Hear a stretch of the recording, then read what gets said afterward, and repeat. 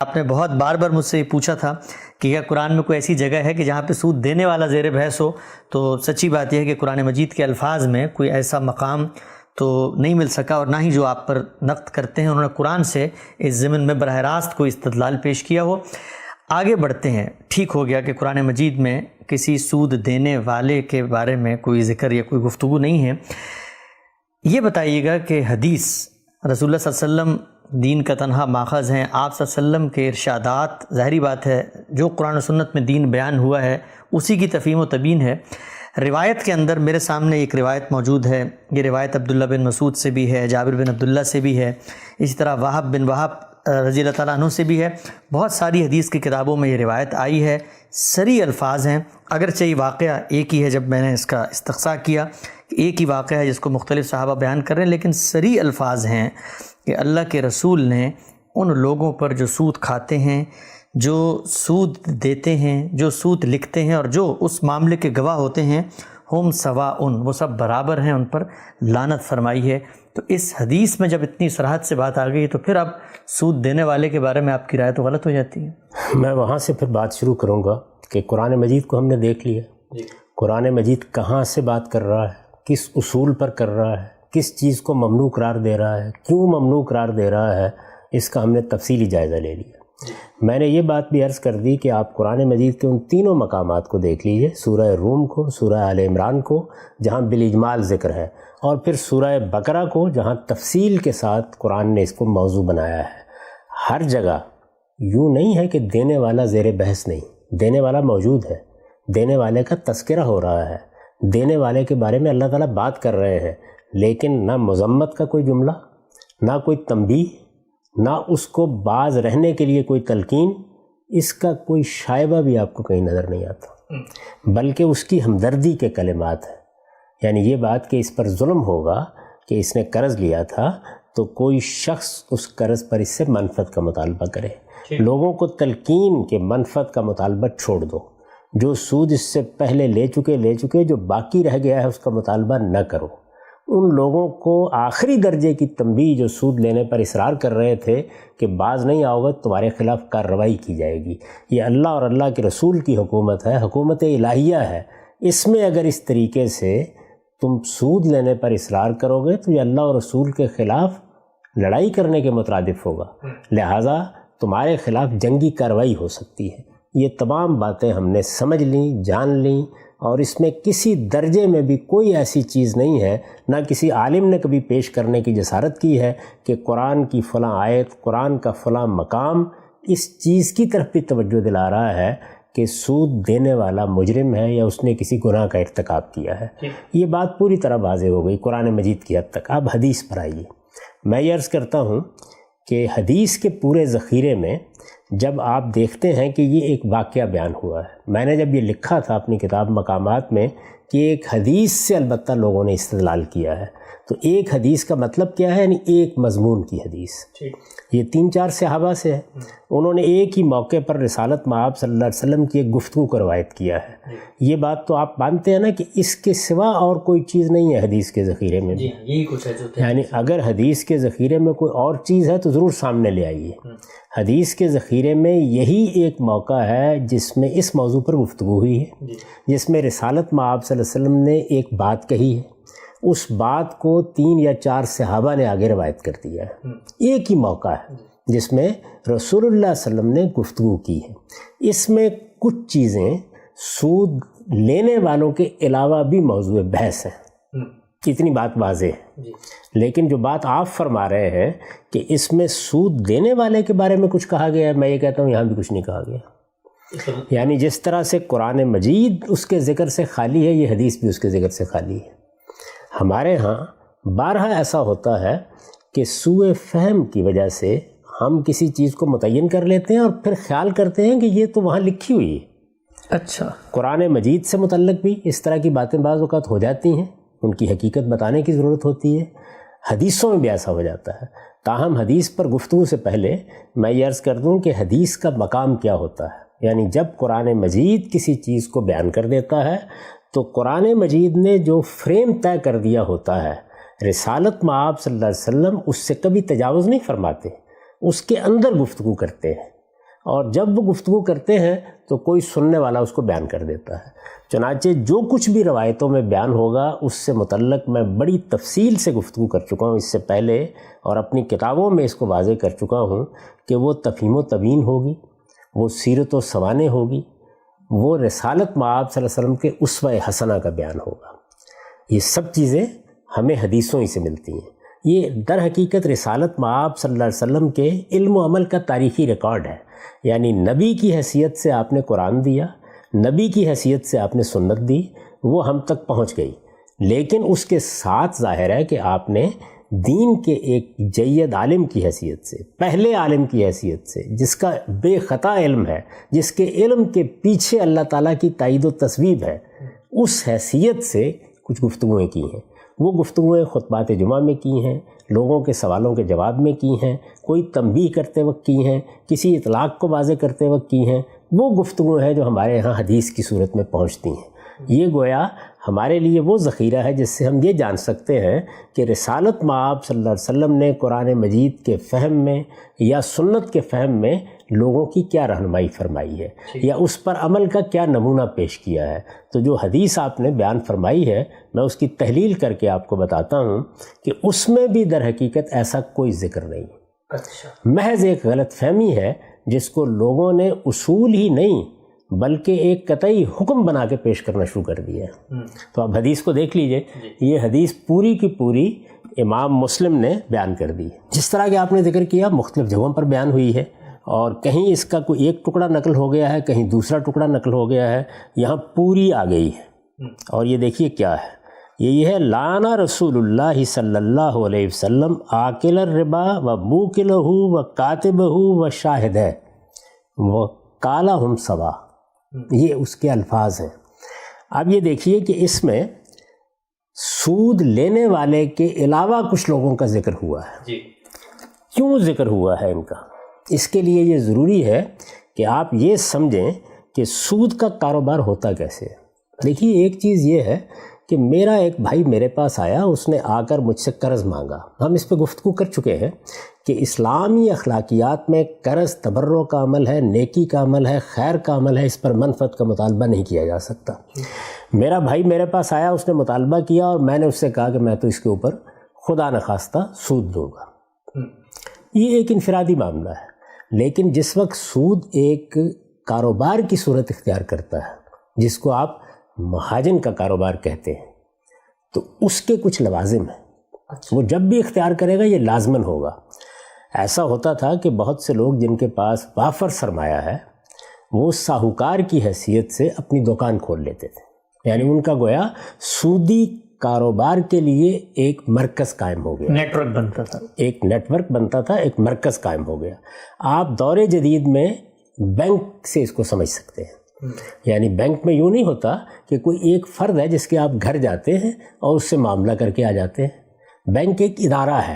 تو اسی طرح مہاجنی سود جب سوسائٹی میں رائج ہوا اور اس نے ایک کاروبار کی صورت اختیار کی، تو وہ بھی ایک ادارے کی صورت میں وجود پذیر ہوا۔ اس ادارے کے میں نے عرض کیا کچھ لوازم ہیں۔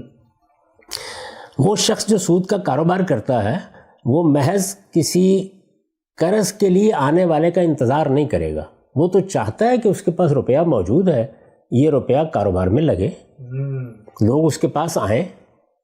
دو باتوں کا فرق سمجھ لیجئے پہلے، یعنی میرے پاس کچھ روپیہ ہے، میرا کوئی کاروبار کرنے کا ارادہ نہیں، میرے پاس میرا ایک بھائی آیا، اس نے مجھ سے آ کے قرض مانگا، یہ انفرادی معاملہ ہے۔ یہ تو ایسے ہی ہوگا کہ میں یا اس کو قرض ویسے دے دوں گا، اور یا اگر میری بدقسمتی ہے تو میں اس سے مطالبہ کر ڈالوں گا کہ مجھے آپ اس کے اوپر منفعت دیں گے۔ ظاہر ہے کہ اس کو بتا دیا گیا کہ یہ عمل جائز نہیں ہے، لیکن جس وقت آپ اس کو باقاعدہ کاروبار کی حیثیت دیں گے تو اب یوں نہیں ہے کہ کوئی آئے گا قرض لینے کے لیے تو بات ہوگی، اب تو قرض لینے والے ڈھونڈنے ہیں، ان کو تلاش کرنا ہے، ان کو ترغیب دینی ہے کہ وہ قرض لینے کے لیے آئیں۔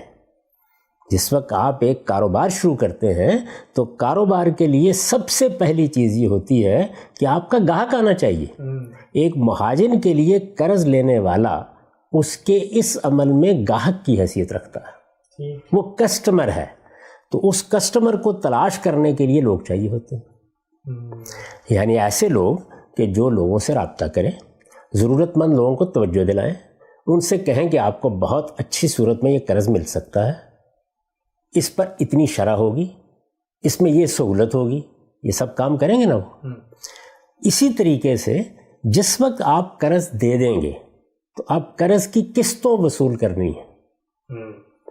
یعنی کچھ لوگ ہوں گے کہ جو جا کے وصول کیا کریں گے۔ کوئی آدمی جب قرض لیتا ہے اور مہاجنی قرض لیتا ہے تو وہ سود کی قسط ادا کرے گا، یہ بھی ہو سکتا ہے کہ قرض کی کوئی قسط ادا کرے، یعنی دونوں شکلیں ہو سکتی ہیں۔ قرض ایک ہی وقت پہ ادا کیا جائے گا یا یہ ہے کہ بالاقساط ادا کر دیا جائے گا، لیکن سود تو آپ کو دینا ہے نا، ماہ بماہ آپ کو سود دینا ہے۔ ہفتہ وار سود بھی ہوتا تھا، روز کا سود بھی ہوتا تھا۔ مہاجنی سود بعض اوقات اس قدر تلخ صورت اختیار کر لیتا تھا۔ اس کے لیے میں نے عرض کیا کہ دونوں کام کرنے پڑتے تھے، یعنی وہ لوگ ہوں آپ کے پاس آپ کے کارندوں کی صورت میں، آپ کے کارکنوں کی صورت میں جو آپ کے لیے اسامی ڈھونڈیں، تو اسامی ڈھونڈنا ہوتا ہے، یعنی کون آدمی ہے کہ جو آپ سے قرض لے گا۔ کوئی بازار میں ہوگا، کوئی غریب آدمی ہوگا، کسی نے ریڑھی لگانی ہوگی، کسی کی ذاتی ضرورت ہوگی، کسی کی بیٹی کی شادی ہونی ہے، تو ان لوگوں کو ڈھونڈنے کے لیے لوگ چاہیے ہوتے ہیں، پھر ان سے بالاقساط روپیہ وصول کرنے کے لیے لوگ چاہیے ہوتے ہیں۔ لوگ غریب بھی ہوتے ہیں، امیر بھی ہوتے ہیں۔ غربا بعض اوقات اقساط دینے میں بھی عاجز آ جاتے ہیں، ان کو کچھ ڈرانا دمکانا بھی ہوتا ہے جا کے۔ میں نے اس کاروبار کو اپنی آنکھوں سے پنجاب کے بعض علاقوں میں بھی دیکھا، اور شاید آپ کو یاد ہو کہ جب ہم ملیشیا میں تھے تو جس علاقے میں ہمارا قیام تھا وہاں چینی لوگ یہ کاروبار بہت کرتے تھے۔ یہ سب چیزیں ناگزیر ہیں، یعنی یہ کاروبار اس کے بغیر ہو ہی نہیں سکتا۔ تو یہ جو اسامی تلاش کرنے والے لوگ ہیں، یہ جو جا کے گاہک ڈھونڈنے والے لوگ ہیں، اس کے بغیر مہاجنی کاروبار نہیں ہو سکتا۔ پھر اس کے بعد وہ آدمی آپ کے پاس آ گیا قرض لینے کے لیے، تو اس کو ایک باقاعدہ دستاویز کی صورت دینی ہے، لکھا جائے گا نا کہ اتنا قرض لیا۔ اس کے لیے کوئی تحریر ہوگی، وہ تحریر لکھنے والے لوگ بھی ہوں گے، منشی کہیں ان کو، منیم کہیں ان کو، یہ مختلف اصطلاحات رہی ہیں۔ لکھنے والے لوگ چاہیے، یہ ملازم ہوتے تھے ان کے یہاں، یعنی وہ لوگ موجود ہوں گے، ورنہ اس وقت ڈھونڈیں گے آپ کیا دستاویز لکھنی ہے، اس کی زبان کیا ہوگی، کہاں سے بات شروع ہوگی، کہاں تک جائے گی۔ اسی طریقے سے ہر دستاویز کے لیے گواہ چاہیے ہوتے ہیں، ورنہ دستاویز کاغذ کا پرزہ ہے، تو اس کے لیے گواہ بھی چاہیے۔ وہ گواہ بھی وہاں پہ موجود ہوتے تھے۔ اچھا، ابھی پچھلے دنوں آپ کو یاد ہوگا ہمیں ایک دستاویز لکھوانی تھی، ہم یہاں ایک وکیل کے پاس گئے۔ آپ کے علم میں ہے کہ وہاں وکیل کے پاس وہ گواہ موجود تھے جو اب اس دستاویز کے گواہ ہیں، اور وہ وکیل نے ارینج کیے ہوئے تھے، وہ وکیل ہی کے پاس موجود تھے۔ اسی طرح سے اب آپ آ جائیے دور جدید میں، جب بینک کے ادارے نے یہ کاروبار شروع کیا، ویسے تو اب بینک کا ادارہ بہت وسعت اختیار کر چکا، اس پر ہم الگ سے گفتگو کریں گے، لیکن جب اس نے یہ کاروبار شروع کیا تو آپ دیکھیں یہ ساری چیزیں وہاں ہوئیں۔ کامیاب ترین بینکار وہ لوگ ہوتے ہیں کہ جو زیادہ سے زیادہ گاہک تلاش کر لیں۔ سودی کاروبار میں کسٹمر یا گاہک کون ہے؟ سود لینے والا، وہ ان لوگوں کو تلاش کرتے ہیں۔ ایک لطیفہ ہے، اور وہ یہ ہے کہ عام طور پر آپ کسی کے پاس جائیں اور آپ جا کر کہیں جی مجھے 10 روپے قرض چاہیے، میں نے کہا 10 روپے کیا چیز ہے، دے دیتا ہوں، ایسی کیا بات ہے۔ اچھا، آپ اس کے پاس جائیں اور جا کے کہیں مجھے $10,000 قرض چاہیے، تو ظاہر ایک بڑی رقم ہو گئی۔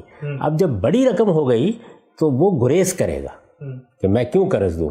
تو کسی نے لکھا تھا کہ ایک بینک کے مینیجر کے پاس ایک ٹیلی فون آیا اور کسی صاحب نے کہا کہ مجھے $10,000 قرض چاہیے، تو انہوں نے کہا آ جائیے گا کسی وقت دے دیں گے ہم آپ کو۔ کسی دوسرے نے کہا تو ان کا مجھے 10 ملین قرض چاہیے، تو انہوں نے کہا میں گاڑی بھیج رہا ہوں، ہم آ رہے ہیں آپ کے پاس، اس لیے کہ وہ آپ کا گاہک ہے۔ جتنا زیادہ قرض لے گا یا جتنے زیادہ لوگ قرض لیں گے آپ کا اتنا ہی کاروبار بڑھے گا۔ اس مقصد کے لیے ہر مینیجر جو بینک کا ہے اس کی اصل کارکردگی کیا ہوتی ہے، وہ کتنے بڑے پیمانے پر مارکیٹ سے گاہک تلاش کرتا ہے۔ اچھا، اسی طرح بینکوں کو تو اب ایک طرح کا سرکاری تحفظ حاصل ہے، اور ان کے ہاں پولیس موجود ہوتی ہے، ان کو اس کی ضرورت نہیں ہے، وہ ظاہر ہے کہ عدالتوں سے رجوع کر سکتے ہیں، ان کو حکومتوں کا تحفظ بھی حاصل ہوتا ہے، مہاجن کو یہ تحفظ حاصل نہیں ہوتا تھا۔ تو اس وجہ سے یہ لوگ جو گاہک ڈھونڈتے تھے ان کے ساتھ بعض اور لوگ بھی ہوتے تھے. اور میں نے ملیشیا میں دیکھا کہ وہ باقاعدہ کچھ گنڈے قسم کے لوگ ہوتے ہیں جو آپ کے گھر کے دروازے پر دستک دے سکیں, آپ کو دھمکی دے سکیں, آپ کو مجبور کر دیں, آپ کو یہ کہیں کہ ایسا نہیں کرو گے تو ہم یہ کریں گے. واقعات ہوتے تھے وہاں, باقاعدہ پولیس میں رپورٹ ہوتے تھے جس میں بتایا جاتا ہے کسی کے گھر کے باہر گندگی پھینک دی, کسی آدمی کو راستے میں تنگ کیا, کسی کے بچے کو دھمکی دی. یہ وہ لوگ تھے کہ جو قرض ادا نہیں کر پاتے تھے. پھر یاد ہوگا کہ خودکشی کے واقعات ہو جاتے تھے. تو میں یہ بتانے کی کوشش کر رہا ہوں کہ یہ موجودہ بینکاری میں بھی یہ چیز موجود ہوتی ہے. اچھا, اسی طرح وہاں عملہ ہے جو باقاعدہ تحریر کرتا ہے. وہ کیا کرتا ہے, وہ کاغذات ہیں بنے ہوئے, ان پر آپ کے دستخط لے گا, وہاں باقاعدہ آپ کوئی عہد نامہ کریں گے, پھر وہ کاغذات آپ کو دیے جائیں گے, ان کی نقول ان کے پاس موجود ہوں گی. تو لکھنے والوں کا بھی, یا یوں سمجھ لیجئے ریکارڈ رکھنے والوں کا بھی ایک پورا دستہ موجود ہے. وہ عملہ بھی آپ کے لیے ناگزیر ہے. اسی طریقے سے اس پر گواہ بنائے جائیں گے. تو یہ جتنا بھی مہاجنی سود کا ادارہ ہے وہ یہ لازمی چیزیں رکھتا ہے. اب اس میں آپ غور کیجئے کہ کیا لوگ ہوئے, یعنی وہ آدمی جو ساہوکار ہے, جس کا سرمایہ ہے, جس کا سرمایہ سود پر چلایا جا رہا ہے. ایک تو وہ ہو گیا, یعنی موجودہ زمانے میں ظاہر ہے کہ بینک کے ذمہ دار وہ لوگ ہوتے ہیں جن کے سرمایہ پر بینک چل رہا ہوتا ہے.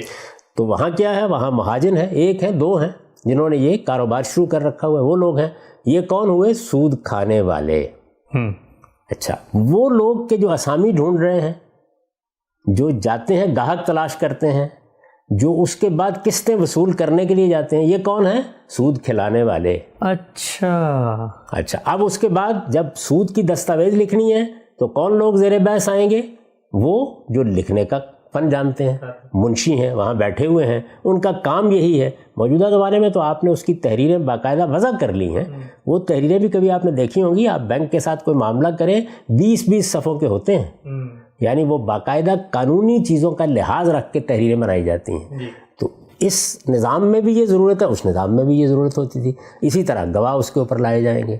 اب جب آپ کاروبار کر رہے ہیں, مہاجنی سود کا کاروبار کر رہے ہیں, اس زمانے میں کر رہے ہیں جو رسالت مآب صلی اللہ علیہ وسلم کا عہد سعادت ہے, اور قرآن مجید نے یہ کہہ دیا کہ اس پر پابندی لگا دی گئی ہے, تو مجھے یہ بتائیے کہ اس میں وہ لوگ کے جو سود کا کاروبار کر رہے ہیں, وہ لوگ جو ان کے لیے اسامی ڈھونڈ رہے ہیں, وہ جو ان کے دفتروں میں بیٹھ کر دستاویزات لکھ رہے ہیں, ان سب کو برابر قرار دیا جائے گا یا نہیں قرار دیا جائے گا؟ تو رسالت مآب صلی اللہ علیہ وسلم نے حدیث میں یہ فرمایا ہے. اس میں لفظ استعمال ہوا ہے موکل, سود کھلانے والا, بجائے اس کے کہ سودی کاروبار مہاجن کے دفتر کو سمجھ کر یہ دیکھا جاتا کہ اس میں لوگ کیا ہیں. بس سادگی سے یہ خیال کر لیا گیا کہ موکل کا مطلب ہے وہ آدمی جو قرض لینے کے لیے گیا ہے. وہ نہ اس کے ساتھ تعاون کر رہا ہے, نہ اس کا مددگار ہے, نہ اس کا کاروبار چلا رہا ہے. وہ تو اپنی ضرورت پوری کرنے کے لیے گیا ہے. وہ ذاتی ضرورت بھی ہو سکتی ہے, وہ کاروباری ضرورت بھی ہو سکتی ہے. وہ قرض لینے گیا ہے, وہ مہاجن کا آدمی نہیں ہے کہ اس کے بارے میں یہ کہا جائے کہ یہ سب برابر ہیں. مہاجن کے آدمی کون سے ہیں موجودہ زمانے میں سمجھ لیجئے, یعنی بینکار نے جو بینک قائم کیا ہے اس کا عملہ کون سا ہے. اس عملے میں کوئی کیشیئر ہوگا, کوئی چیزوں کو لکھنے والا ہوگا, کوئی اس کے لیے لوگ ڈھونڈنے والا ہوگا. یہ 50-50 لوگوں کا عملہ موجود ہوتا ہے نا ایک بینک کو چلانے کے لیے, ایک برانچ میں. تو اس وقت بھی مہاجن کا دفتر جو وجود میں آتا تھا, اس میں جو عملہ ہوا کرتا تھا, رسول اللہ صلی اللہ علیہ وسلم نے اس پورے عملے کے بارے میں یہ بات بیان کی ہے. اچھا, اس لیے میں نے عرض کیا کہ بارہا ایسا ہوتا ہے کہ سوء فہم سے ہم ایک چیز کا اطلاق کر دیتے ہیں اور خیال کرتے ہیں کہ یہ تو اللہ اور رسول نے فرمایا ہے. تو میں پوری ذمہ داری کے ساتھ یہ بات کہتا ہوں کہ نہ قرآن مجید میں سود دینے والے کا کوئی ذکر ہے اور نہ حدیث میں سود دینے والے کا کوئی ذکر ہے. موکل کا لفظ اس معنی میں استعمال ہی نہیں ہوا جس معنی میں لوگوں نے اس کو سمجھا ہے. ورنہ مجھے یہ بتائیے کہ اگر آدمی یہ جانتا ہو کہ سود کیسے ہوتا ہے, اس کا کاروبار کیسے بنتا ہے, مہاجن کام کیسے کرتے ہیں, تو وہ اس موکل کو تلاش نہیں کر سکتا کہ جو اسامی ڈھونڈنے کے لیے جا رہا ہے. کون سا بینک ہے جو بینک مینیجر کے بغیر چلے گا, جو اس عملے کے بغیر چلے گا کہ جو مارکیٹ میں لوگوں کو تلاش کرتا ہے کہ وہ بڑے بڑے لوگ یہاں اپنا اکاؤنٹ کھولیں. اکاؤنٹ کھولنے کا عمل ہی ہے نا جس کے بعد وہ کاروبار شروع ہوتا ہے. تو یہی صورتحال مہاجنی سود کی تھی. رسالت مآب صلی اللہ علیہ وسلم نے اس کا ذکر کیا ہے. اس لیے میں جس طرح اس سے پہلے یہ بات واضح کر چکا کہ قرآن مجید سود دینے والے کے ذکر سے خالی ہے, اسی طرح اب یہ کہہ رہا ہوں کہ حدیث بھی سود دینے والے کے ذکر سے بالکل خالی ہے۔ ٹھیک ہے، ہم سب بہت تفصیل سے آپ نے ماشاءاللہ یہ بتایا جو آپ کا نقطہ نظر ہے، اور سمجھایا کہ سود کا یہ جو کاروبار ہے یہ ہوتا کیسے، اور روایت کے اندر جو بات زیر بحث ہے، کچھ ضمنی سوالات میں مزید آپ کے سامنے رکھتا ہوں۔ تو خلاصہ جو آپ کی گفتگو کا ہوا کہ یہ جو موکل کا لفظ آیا ہے، جس کو عام طور پہ جس کا بیان یہ کیا جاتا ہے کہ سود دینے والا اس سے مراد ہے، اور سود لینے والے کو آکل الربا کہہ دیا۔ میں تھوڑی سی بحث لفظ کے لحاظ سے کرنا چاہتا ہوں۔ آپ کا جو پورا پیراڈائم اور پوری جو آپ عام طور پہ اپنی فکر پیش کرتے ہیں، اس میں لفظ اور جملے کی تعریف اور یہ سب باتیں، یہ جو لفظ ہے موکل، یہ بنا کس مادے سے ہے، اس کا معنی کیا ہوتا ہے، اور یہاں پر اگر اس کی جو مراد آپ نے پورے پس منظر میں بتائی کہ جی وہ تو کاروبار کو سپورٹ کرنے والے وہ لوگ ہیں، ایجنٹ ہیں جو اسامیاں لے کر آ رہے ہیں، تو یہ دونوں معنی اس میں پائے جاتے تھے۔ دینے والے کے لیے بھی استعمال ہو سکتا تھا، ایجنٹ کے لیے بھی استعمال ہو سکتا تھا۔ یہاں آپ نے ایک معنی کو ترجیح دی ہے، اور ترجیح کی وجہ لفظ یا کلام کے اندر کیا ہے؟ نہیں، میرے نزدیک تو ایک ہی معنی ہے اس کی، یعنی معنی کیا مصداق ہے۔ دیکھیے معنی تو ہے کھلانے والا۔ کھلانے والا کون ہوتا ہے؟ مہاجنی کاروبار میں کھلانے والے لوگ ہی وہی ہوتے ہیں، وہ نہ ہو تو یہ کاروبار چل ہی نہیں سکتا۔ اصل میں وہ ہیں جو اسامی ڈھونڈ رہے ہیں۔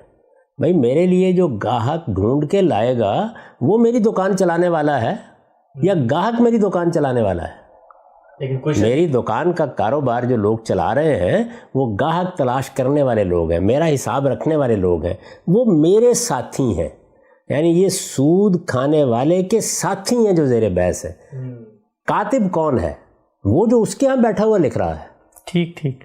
شاہد کون ہے؟ جس کا ذکر حدیث میں ہے۔ آپ حدیث کے الفاظ پڑھ لیجئے نا، کیا ہیں الفاظ؟ فرمایا لعن رسول اللہ صلی اللہ علیہ وسلم، رسول اللہ صلی اللہ علیہ وسلم نے لعنت فرمائی کس پر؟ آکل الربا، ربا کھانے والے پر، سود کھانے والے پر، و موکلہ، اور کھلانے والے پر، و کاتبہ، اور لکھنے والے پر، و شاہدہ ہے، اور اس کے دونوں گواہوں پر، کالا وہم سوا، یہ سب کے سب سود خار کے ساتھی، سب کے سب اس کے ہاں کام کرنے والے ہیں، سب کے سب اس کے دست و بازو ہیں، سب کے سب اس کے معاونین ہیں۔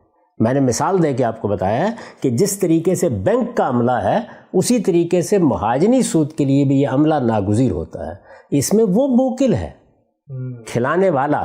جو الفاظ ہیں وہ دینے والے کے تو حدیث میں ہیں ہی نہیں، کھلانے والے کے الفاظ ہیں۔ یہ اب ہمیں طے کرنا ہے اپنی بصیرت سے، اپنے فہم سے، اپنے تجربے سے، حالات میں دیکھ کر کہ کھلانے والا کون ہوگا۔ یہ سادگی ہے کہ آپ نے کھلانے والا سود دینے والے کو سمجھ لیا۔ وہ سود کھلانے والے وہ لوگ ہیں جو اس کاروبار کو چلا رہے ہیں، وہ گاہک ڈھونڈ کے لاتے ہیں اور پھر وہ سود کی رقم جمع کرتے ہیں ماہ بماہ، وہی جا کے اسامیوں سے وصول کرتے ہیں۔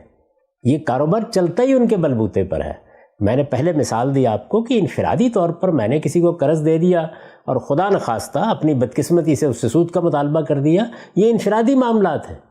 لیکن عرب میں کیا صورتحال یہی تھی، رسالت مآب صلی اللہ علیہ وسلم نے انہی لوگوں کو روکا تھا۔ قرآن مجید نے کیا کسی انفرادی طور پر کام کرنے والے کو کہا تھا کہ فَضْنُوا بِحَرْبٍ مِّنَ اللَّهِ وَرَسُولِهِ، اللہ اور رسول کی طرف سے جنگ کا چیلنج قبول کرو۔ یہ الٹیمیٹم کن لوگوں کو دیا گیا تھا؟ ان لوگوں کو دیا گیا تھا جن کی طرف سے شدید مزاحمت کا اندیشہ تھا، جن کا کاروبار بن چکا ہوا تھا۔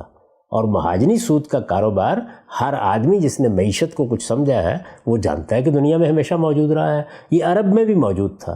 میں نے آپ کو مثال دی کہ اس وقت بھی چینیوں کے ہاں یہ کاروبار آخری انتہا پر ہوتا ہے، وہ اس کاروبار کو اپنے کلچر کا حصہ سمجھتے ہیں۔ ہم جہاں رہتے تھے وہاں گرد و پیش میں اس کے بہت سے دفاتر موجود ہیں، دکانیں بنی ہوئی تھیں۔ یہ جو دفاتر ہیں، ان دفاتر میں کام کرنے والے لوگ اصل میں کس کے معاونین ہیں، کس کے دست و بازو ہیں، کس کا کاروبار چلا رہے ہیں؟ سود کھانے والے کا کاروبار چلا رہے ہیں۔ تو آکل الربا کون ہے؟ سود کھانے والا۔ موکل الربا کون ہے؟ کھلانے والا کون ہے؟ اس کا عملہ، وہ لوگ جو اسامی ڈھونڈتے ہیں، وہ جو جا کے اس کا سود وصول کرتے ہیں۔ یہ در حقیقت وہ دفتر میں بیٹھا ہوا ہے اور سود کو لا کر اسے کھلا رہے ہیں، اور اس کے کاتب یعنی جو لکھنے والے ہیں اور وہ جو اس پر گواہی دینے والے ہیں، تو یہ در حقیقت وہ عملہ ہے۔ میں نے آپ سے عرض کیا کہ یہ سادگی تھی کہ اس کا مصداق سود دینے والے کو سمجھ لیا گیا۔ تو اس لیے اس کا صحیح مفہوم یہ ہے، اگر آپ سودی کاروبار کو سمجھتے ہیں تو میری بات بھی آپ کی سمجھ میں آ جائے گی. ٹھیک. ایک اور پھر یہ ذہن میں رکھیے کہ کسی روایت کو سمجھتے وقت سب سے پہلے دیکھنا چاہیے کہ اگر سود دینے والے کا کوئی قصور ہوتا تو قرآن مجید اشارہ تو کرتا، ذکر تو کرتا، کوئی دو لفظ تو کہتا. اچھا کچھ بھی نہ کہتا، اس کو روک ہی دیتا کہ آئندہ تم سود نہیں دیا کرو گے. کہا کہیں قرآن مجید نے؟ تو اس کا مطلب یہ ہے کہ سارا معاملہ کس کا زیر بحث ہے؟ سود کھانے والے کا. آکل الربا. اب آکل الربا کے معاونین تو ایسے ہی جیسے چور کے معاونین ہوتے ہیں. اگر چوری ایک جرم ہے تو کوئی آدمی اگر چور کے لیے سیڑھی اپنے کندھے پہ اٹھا کے لے جا رہا ہے کہ اس نے جہاں نقب لگانی ہے میں وہاں سیڑھی لگا دوں گا، اور کوئی آدمی اگر ہاتھ میں لالٹین اور دیا پکڑے ہوئے ہے یا ٹارچ پکڑے ہوئے اور وہ کہتا ہے کہ میں روشنی دکھا دوں گا، تو یہ سارے چور کے معاونین ہیں. تو یہاں حدیث میں جو لوگ زیر بحث ہیں وہ سود کھانے والے کے معاونین ہیں. اور قرآن مجید نے اس اصول کو بیان کیا ہے کہ اسم و عدوان میں تعاون کرنے والا مجرم ہے. ٹھیک ٹھیک ٹھیک. اسم و عدوان میں تعاون کرنے والا کون ہوتا ہے؟ جو اس غلط کام کا دست و بازو بنتا ہے، جو اس کا حصہ بنتا ہے، جو اس کا حصہ بن کے اس سے کچھ مفادات حاصل کرتا ہے. تو ظاہر ہے کہ یہ چیز ہے جس کے لیے لفظ معاون کا اطلاق ہونا چاہیے. قرآن مجید میں اس حدیث کی بنیاد موجود ہے اور یہ بالکل ایک عقلی بات ہے. یعنی کسی جگہ بھی کوئی کاروبار، مثال کے طور پر ایک آدمی شراب کا کارخانہ لگاتا ہے تو جو آدمی اس کے لیے خام مال ڈھونڈ کے لاتا ہے، جو آدمی وہاں پہ جا کے کچھ کام کرتا ہے، شراب کشید کرنے میں کوئی مدد کرتا ہے، سارے مجرم ہوں گے نا. یہ دنیا کی ہر جگہ کے اوپر ایک ہی اصول ہے. تو رسالت مآب صلی اللہ علیہ وسلم نے کوئی نئی بات نہیں فرمائی، بلکہ وہ عقلی اصول ہے جس کو بیان کر دیا ہے کہ جب ہم سود کو ممنوع قرار دے رہے ہیں تو سود کے دفاتر بند ہونے چاہیے، اور وہ لوگ جو سودی کاروبار میں معاون بن رہے ہیں ان کو بھی سمجھنا چاہیے کہ ان پر خدا کی لعنت ہے، اور یہ سمجھنا چاہیے کہ وہ کون لوگ ہیں. تو وہ سارے آپ نے گنوا دیے. بالکل ٹھیک. اب آپ بتائیں کیا باقی رہ گیا؟ اس وقت کی جدید بینکاری میں بھی اگر آپ غور کریں تو آپ انہی تینوں عنوانات کے تحت بینک کے پورے عملے کو بیان کر سکتے ہیں. رسالت مآب صلی اللہ علیہ وسلم کے بارے میں یہ کہا گیا ہے نا کہ آپ نے خود فرمایا کہ اُوتی تو جوامع الکلم، مجھ کو جامع ترین بات کہنے کی صلاحیت دی گئی ہے. تو اب ذرا تھوڑی دیر کے لیے دیکھیے، جیسے میں دیکھتا ہوں اس معاملے کو کہ سودی کاروبار ممنوع قرار دے دیا گیا، وہ آؤٹ لا ہے. سودی کاروبار کے بارے میں قرآن مجید نے کہہ دیا کہ وَذَرُوا مَا بَقِیَ مِنَ الرِّبَا، کوئی اب سود کا مطالبہ نہیں کرے گا. یہ بتا دیا کہ اگر لوگوں نے سرکشی دکھائی، مقابلے میں کھڑے ہونے کی کوشش کی تو ان کے خلاف کارروائی کی جائے گی. اس وقت ظاہر ہے کہ اگر کوئی جتھا بنا کے سامنے آ جائے گا تو اس کے خلاف جنگی کارروائی کرنا ہوگی. موجودہ زمانے کی پولیس اور یہ ادارے تو موجود نہیں تھے، تو قرآن مجید نے کہا فَاذْنُوا بِحَرْبٍ مِّنَ اللَّهِ وَرَسُولِهِ. یہ صورتحال جب سورہ بقرہ میں سامنے آ گئی تو رسالت مآب صلی اللہ علیہ وسلم نے اس کی وضاحت فرمائی، اور وضاحت فرمائی تو گویا سارے کے سارے مہاجن کے دفتر کے لوگوں کے بارے میں یہ بتایا کہ ہم سوا، یہ سب کے سب برابر ہیں، کیونکہ یہ تو اصل میں اس دفتر کو چلانے کا باعث ہے، یہ اس کاروبار کے زندہ رہنے کا باعث ہے. ان کے بغیر کاروبار چل ہی نہیں سکتا. ضرورت مند لوگ، یہ تو بالکل اسی طرح کی بات ہے کہ اچھی بات ہے کہ جس گھر میں چوری کی جائے گی اس کو بھی مجرم قرار دے دیا جائے گا، جس کے ساتھ ملاوٹ کی جائے گی وہ لینے کیوں گیا تھا سودا سلب بازار سے. یہ سوچنے کا کیا طریقہ ہے؟ تو تعاون کون کر رہے ہیں؟ تعاون وہ کاتب کر رہا ہے جو وہاں بیٹھا ہوا دستاویز لکھ رہا ہے، جس طرح کہ آج وہ بینک میں بیٹھا ہوا ہے. تعاون وہ لوگ کر رہے ہیں کہ جو گاہک تلاش کر رہے ہیں، وہ لوگ کر رہے ہیں کہ جو مہینے کے مہینے لوگوں کے پاس سے سود کی رقم وصول کر کے لاتے ہیں. اور دیکھیے کیا خوبصورت تعبیر رسالت مآب صلی اللہ علیہ وسلم نے اختیار کی، منہ کے لہو، یعنی وہ کھا رہا ہے بیٹھا ہوا مہاجن اور یہ کھلانے کا کام کر رہا ہے. ٹھیک. یہ در حقیقت حدیث کا مطلب ہے، اور یہ قرآن مجید کی اس آیت پر مبنی ہے کہ تعاونوا علی البر والتقوی ولا تعاونوا علی الاثم والعدوان. نیکی اور تقوی کے کام میں تعاون کیا جاتا ہے، برائی اور زیادتی کے کام میں، حق تلفی اور جان مال آبرو کے خلاف تعدی کے کاموں میں تعاون نہیں کیا جاتا. تو یہ تو ایک ایسا اصول ہے جو قرآن نے لفظوں میں بیان کر دیا، اور یہ بالکل عقلی اصول ہے، ہر جگہ اس کا اطلاق ہوگا. آپ کہیں کوئی کاروبار کریں تو اس کاروبار میں جو لوگ شریک ہوں گے، اگر کسی جگہ آپ نے کارخانہ لگایا وہاں ملاوٹ ہو رہی ہے تو کیا کارخانے کا مالک ہی مجرم ہے؟ وہ لوگ جن کو پتہ ہے کہ ہم ملاوٹ کر رہے ہیں، جن کو معلوم ہے وہاں وہ کام کر رہے ہیں، جو اس کا مینیجر ہے، جو وہاں پر کام کرنے والے کارکن ہیں، سارے مجرم ہوں گے نا. اچھا اب آپ فرما رہے ہیں کہ نہیں، جو آدمی وہ خریدنے جا رہا تھا وہ بھی مجرم ہے. وہ تو خریدار ہے بیچارہ، وہ لینے کے لیے گیا تھا. اس نے تو کوئی غلط کام نہیں کیا. تو سود پر قرض لینے کے لیے جو آدمی گیا وہ اپنی ضرورت پوری کرنے کے لیے گیا, وہ کہاں سے معاون ہو گیا؟ اگر آپ اس کو سود کے بغیر قرض دیتے تو وہ پھر بھی اپنا یہ رضاکارانہ تعاون پیش کر دیتا. یعنی اگر لوگوں کو ان کی ضروریات کے لیے قرض ویسے مل جائے تو کیا آپ کا خیال ہے کہ وہ جائیں گے پھر اس کے بعد؟ وہ گیا ہے اپنی ضرورت پوری کرنے کے لیے. از راہ کرم اس کو ہدف نہ بنائیے. ہدف وہ لوگ ہیں کہ جو اس کاروبار کو چلا رہے ہیں, اور وہ آدمی ہے کہ جو سود کھا رہا ہے. تو یہ ہے اس حدیث کا صحیح مفہوم. ٹھیک. اچھا غلام صاحب, آپ کے اس پورے تصور پر ایک منطقی اشکال اور مغالطہ میرے نظر سے گزرا جو ایک ناقد نے رکھا, وہ یہ ہے کہ اگر کوئی شخص کاروبار کی صورت میں یہ کام نہیں کر رہا, انفرادی طور پہ کر رہا ہے, مثلا آپ اور میں کر رہے ہیں, تو اس صورت میں تو نہ ہمارا کوئی کاتب ہے, نہ شاہد ہے, نہ کوئی ایجنٹ ہے جو آپ کو لے کر آ رہا ہے, تو اس صورت میں پھر موکل کون ہوگا؟ نہیں, اس صورت میں موکل کو زیر بحث لانے کی ضرورت کیوں ہے؟ وہ جہاں ہوں گے وہاں پہ زیر بحث آئیں گے نا. ٹھیک. یعنی آپ نے یہاں ضرور پیدا کرنے ہیں, جہاں وہ ہوں گے تو بتا دیا گیا. مثلا میں نے اپنے گھر میں انفرادی طور پر شراب کشید کرنے کا کام شروع کر دیا ہے, تو اب بھی عملہ لانا ضروری ہے. ٹھیک. جس جگہ میں ایک کارخانہ بناؤں گا شراب کشید کرنے کا, وہاں کارکن موجود ہوں گے. میں اپنے گھر میں بیٹھا ہوا ہوں اور میں نے ایک چھوٹی سی چکی لگا رکھی ہوئی ہے, میں وہاں مرچیں پیستا ہوں اور اس میں تھوڑی بجری بھی ملا دیتا ہوں. تو اب یہاں کہاں زیر بحث آ گئے میرے معاونین؟ جب میں اس کو ایک باقاعدہ کاروبار بناؤں گا, وہاں 10 لوگوں کو بھرتی کروں گا, وہاں کسی آدمی کو مینیجر لگاؤں گا جو میرے اس کاروبار کو چلائے گا, تو اب وہ سارے کے سارے ہیں جو اس حدیث کا مصداق ہوں گے کہ ہم سوا. تو ذہنی طور پر یہ سمجھ لیجئے کہ جب بھی کوئی گناہ کا, جب بھی کوئی جرم کا ارتکاب ہوتا ہے اور اس جرم کو آپ ایک باقاعدہ کاروبار بناتے ہیں, جتھا بنا لیا آپ نے ڈاکے ڈالنے کے لیے جتھا بنا لی, آپ نے ملاوٹ کرنے کے لیے کوئی گروہ ترتیب دے لیا, تو اب یہ سارے کے سارے ہم سوا کا مصداق ہونے چاہیے نا. یہ بالکل عقلی بات ہے جو رسالت میں آپ صلی اللہ علیہ وسلم نے کی ہے, سمجھ میں آتی ہے یہ بات, اور یہی حدیث میں بیان ہوئی ہے. تو گویا حدیث قرآن مجید کے بیان کردہ فریم سے ادنا درجے میں کوئی تجاوز نہیں کر رہی. وہ بالکل درست طریقے سے یہ بیان کر رہی ہے کہ جب اللہ تعالیٰ نے اس بات سے روک دیا ہے کہ سود کھانا ایک جرم ہے اور بڑا گناہ ہے, اور لوگ اس سے اجتناب کریں اور بچ جائیں, اور آئندہ کسی نے یہ جسارت دی تو اس کے خلاف کارروائی ہوگی, تو اب ظاہر ہے کہ سود کا کاروبار کرنے والے نے جو کارخانہ قائم کر رکھا ہے, جو دفتر بنا رکھا ہے, مہاجن نے جو عملہ بھرتی کر رکھا ہے, ہم سوا سب کے سب برابر ہیں. یہ بالکل ٹھیک ہے, بات سمجھ میں آتی ہے. یہ حدیث قرآن مجید ہی کے مدعا کو آگے واضح کر رہی ہے, اسی کا اطلاق بیان کر رہی ہے. دنیا بھر میں اس کو ایک صداقت کے طور پر مانا جائے گا. جہاں کہیں بھی کسی برائی کو آپ ایک کاروبار بنائیں گے, جرم کو آپ باقاعدہ منظم کریں گے, وہاں آپ کے معاونین اس میں شریک ہوں گے. ان میں ظاہر ہے کہ اوپر بیٹھا ہوا سرہنگ تو ایک ہی ہوگا, 2 ہوں گے, 4 ہوں گے, لیکن باقی لوگ جو عملے میں کام کر رہے ہوتے ہیں یہ وہ زیر بحث ہے.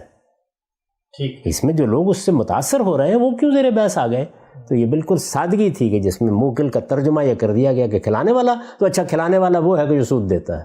نہیں, کھلانے والے وہ ہیں جو گاہک ڈھونڈ کے لاتے ہیں, جو سود کو وصول کرتے ہیں, جو اسامیوں کے پاس سے جا کر ماں بما لا کے سود اپنے مالک کو دیتے ہیں. یہ وہ لوگ ہیں, ان کو حدیث میں موکل کہا گیا ہے. ٹھیک. آخری سوال غلام صاحب, اس روایت کے بارے میں ہم عام طور پہ دیکھتے ہیں کہ جب کسی شخص کی کوئی ضرورت ہوتی ہے اور اس کو کہیں سے قرض ملتا ہے اور اس کو کوئی تسلی ہو جاتی ہے, پیسہ مل گیا, اگرچہ وہ سود پہ کیوں نہ ہو, تو اس کے پاس اگر کوئی آتا ہے پوچھتا ہے کہ جی, تو وہ بھی تو کبھی کبھی ریفر کرتا ہے کہ میں نے فلاں سے قرض لیا تھا, تم بھی لینا چاہو, تو اس صورت میں تو وہ ایک طرح سے گاہک ہی لے کے جا رہا ہے. یعنی اس کو باقاعدہ کمیشن ملتا ہے وہاں سے, تو پھر تو یقیناً وہ اس کے عملے کا آدمی ہو گیا. وہ تو بتا رہا ہے کہ میں جیسا مجبور ہوں تم بھی ویسے ہی مجبور ہو. اچھا, تمہیں بھی بیٹی کی شادی کرنی تھی, تمہارے کاروبار میں بھی سرمایہ کی ضرورت ہے, تو مجھے وہاں سے مل گیا تھا, تم بھی وہاں سے جا کے لے لو. اس کو کس اصول پر آپ مجرم قرار دے سکتے ہیں؟ تو میں یہ عرض کر رہا ہوں کہ نہ قرآن اس کو مجرم قرار دیتا ہے, نہ حدیث اس کو مجرم قرار دیتی ہے. یہ محض سوء فہم ہے, اس سے زیادہ کوئی چیز نہیں ہے. موکل کے لفظ کا مصداق غلط طے کر لیا گیا ہے. یہ سمجھنے کی ضرورت نہیں محسوس کی گئی کہ مہاجنی کاروبار میں اگر کاتب ایک شخص ہے اور شاہدہ ہے, یعنی 2 گواہ وہاں ضروری ہیں, تو اس سے کہیں زیادہ ضروری وہ عملہ ہے کہ جو اسامیاں تلاش کرے گا, جو سود وصول کرے گا. ٹھیک ہے. ہم سب بہت تفصیل سے آج ہمارے جو گفتگو ہے اس میں یہ روایت زیر بحث آئی, جو سود کے حوالے سے ایک بنیادی اعتراض آپ کی گفتگو اور آپ کے افکار اور لکھی ہوئی چیزوں پہ کیا جاتا ہے کہ سود دینے والا جو شخص ہے اس کے بارے میں جو روایت میں بات زیر بحث آئی ہے اس کو آپ نے واضح کیا.